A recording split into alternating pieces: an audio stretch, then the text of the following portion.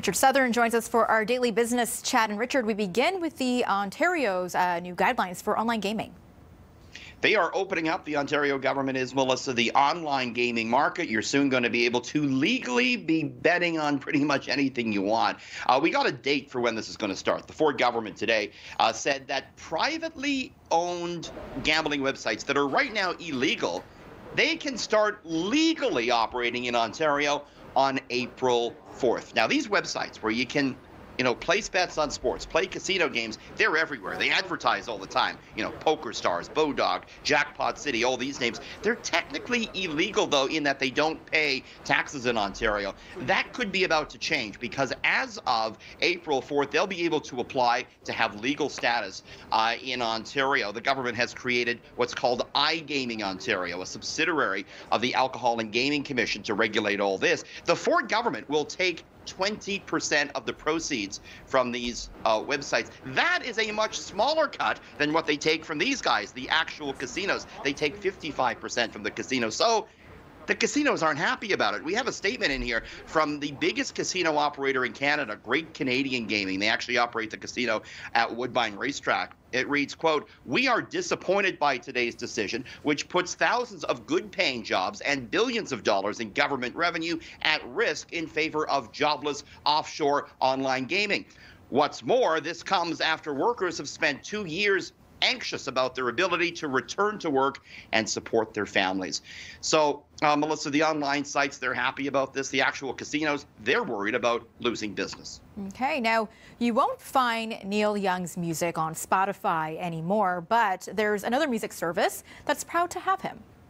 How about this? Apple Music kind of, I think, trolling Spotify today.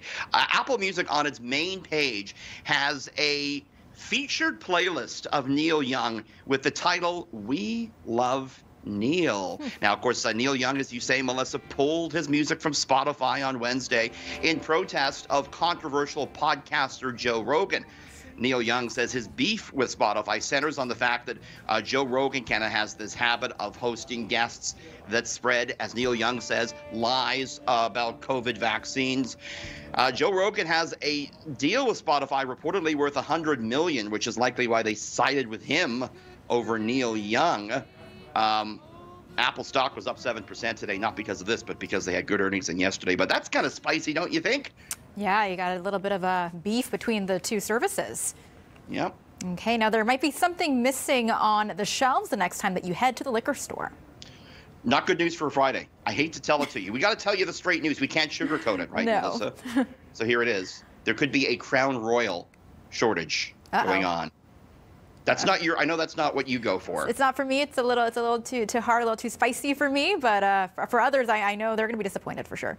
Richie likes a little now and again weekend tipple of Crown Royal, so I'm paying attention to this. The maker of that Canadian whiskey, Diageo, one of the biggest booze makers in the world, says a big pandemic demand for it has it running low on Crown Royal whiskey stocks, and it's a problem because it takes a couple of months to a couple of years to make, so they can't really ramp up production. Diageo also said it's running a little low on Don Julio tequila. To make up for this, the company is boosting prices in some areas, not necessarily here in Ontario, but it's also boosting advertising to promote other spirits that it owns that are in ample supply, like Johnnie Walker whiskey, which apparently has a lot of. Apparently the issue is a lot of people stuck at home, not at the bars, they're buying more liquor, more premium liquor. So that's why they're running a bit short, Melissa. Okay, well, thanks for joining us, Richard. And that's business editor Richard Southern.